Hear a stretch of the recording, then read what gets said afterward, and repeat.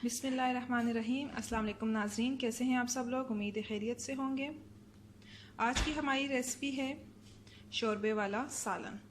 शोरबे वाले सालन में हमने सबसे पहले गोश्त को बॉईल कर लिया है। इसमें आलू भी जाएंगे, हल्दी, नमक, ज़ीरा, कूटा गरम मसाला, सब्ज़ मिर्च, टमाटर, प्याज बॉईल करते हुए एक डाल ली थी गोश्त के साथ। ये प्याज बाद में इसे ग्रेवी के लिए ऐड करेंगे। लहसुन और अदरक लहसुन टमाटर का पेस्ट तैयार कर लेंगे।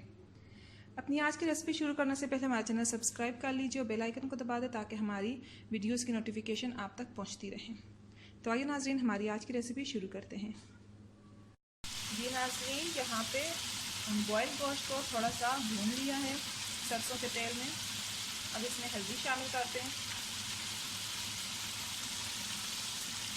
नमक जाएगा इसमें,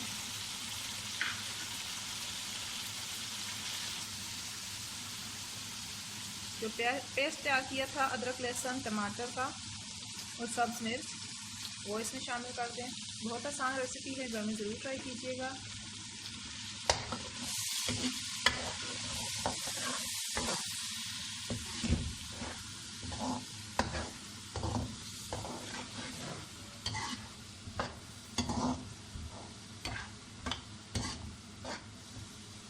अब पेस्ट के साथ इसको कुछ देर भून लें ताकि ये कच्चापन टमाटरों का ख़त्म हो जाए। जी नाज़रीन, तो टमाटर का पेस्ट थोड़ा पक चुका है, तो इसमें आलू भी शामिल कर दें ताकि ये भी टेस्ट इनमें भी एब्जॉर्ब हो जाए और इनका कच्चापन ख़त्म हो जाए।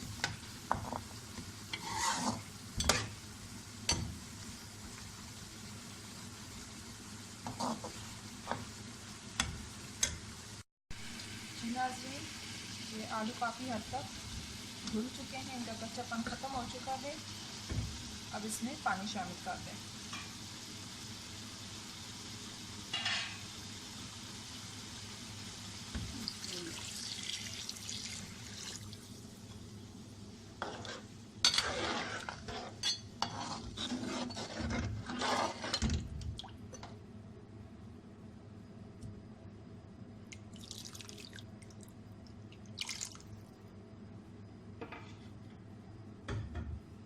पानी इसमें जा चुका है, अब इसे दम पे लगा दें हल्की आंच करके। जी नाज़रीन, ये दम हो चुका है। अब आप देखें, ये देखें माशाल्लाह से सालन हमारा तैयार हो चुका है। अब इसमें ज़ीरा और कूटा गरम मसाला डाल के मिक्स कर देंगे ताकि वो खुशबू अपनी छोड़ दें। ज़ीरे के बगैर कोई हांडी कंप्लीट नहीं होती।